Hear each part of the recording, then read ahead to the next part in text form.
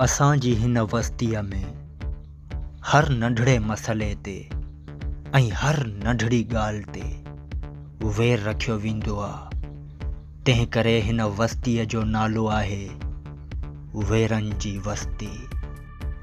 जूते जी नोक ते रखो अहिड़नि रिश्तनि खे जेके परावनि जी भड़वत कनि ऐं पंहिंजनि सां कारीअर नांग वारो वेर रखियो अचनि। मुख़लिस माण्हू हमेशह ख़ामोशी इख़्तियार कंदो आहे।